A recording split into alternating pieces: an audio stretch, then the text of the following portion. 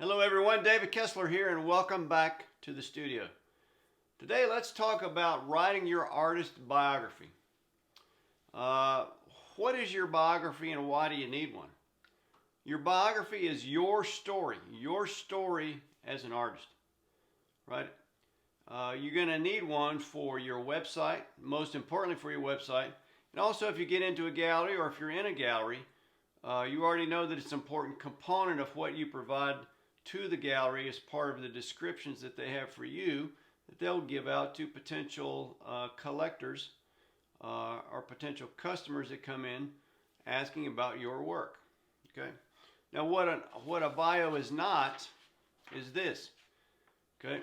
And I'm going to put a link to some of these things in the description. This is a resume, also known in academia as a curriculum vitae, right, or a CV. Right? This is a list of your shows, solo shows, group shows, corporate collections, private collections, awards, blah, blah, blah. Right? It's just a list, a chronological list of your accomplishments as a painter. This is a resume or a CV. I see this all the time on artist websites as a bio. This is not a bio. This is a resume, people. A resume, okay? Curriculum vitae, not a bio. A biography is a story. Well, this is just words and lines and accomplishments. This is your story as a painter, right? This is your story as an artist. Where did you start? What inspired you? How did you start? Why do you paint? How do you paint? Right? Your story. Right? Mine even has some pictures, 3 pages. Right? Now I have different versions. If you go to my website, I have a different version of a bio than this. I also have a different version, a smaller, very short version that I provide to my workshop venues for them to use on advertisements for the workshops. Right? So different bios for different venues. They all have the same story.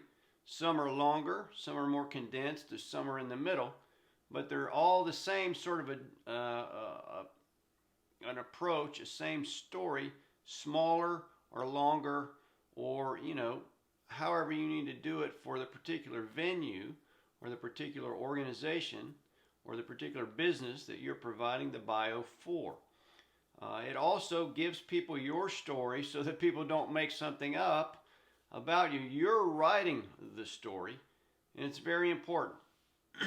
Now, there are a couple of good books that I would recommend you buy that both talk about how do you write bios. First is I'd Rather Be in the Studio by Allison Stanfield. Good book.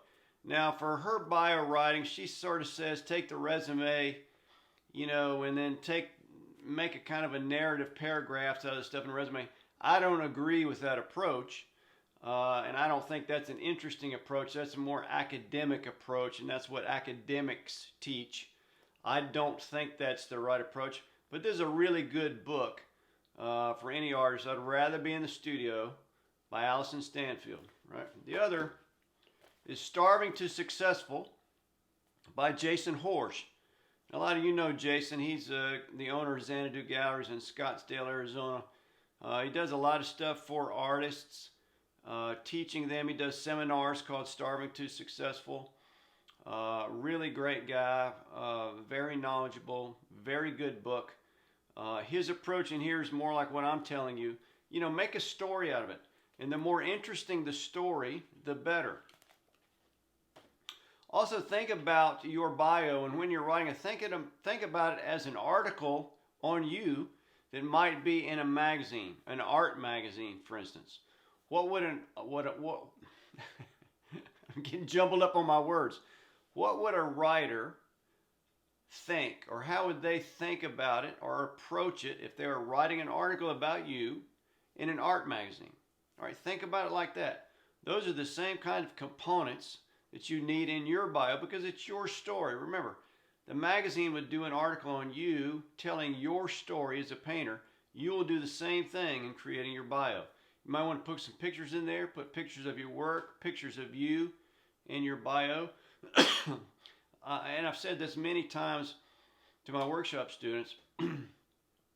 Whenever you're putting your bio on your website, put your picture in there. It's not that people care what you look like. They only want to know what you look like. So a picture is a very important part of the bio to have, whether it's in your gallery or whether it's on your website.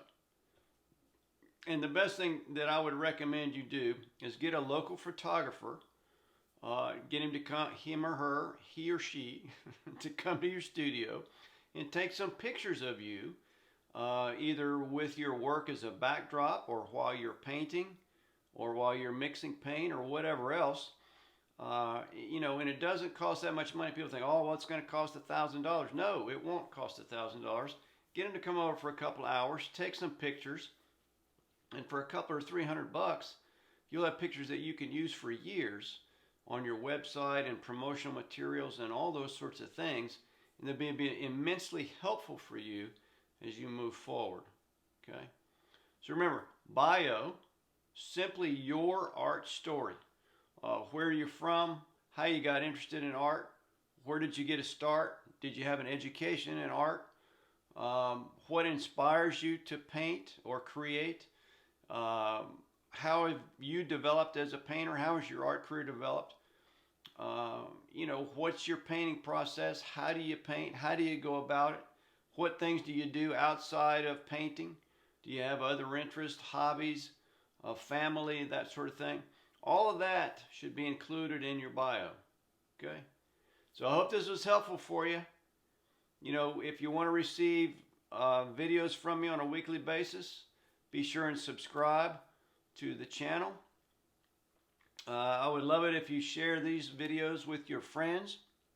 If you think you'd like to do that and you think the content would be helpful for your other artist friends, that would be wonderful. And I'll see you on the next video. Thanks.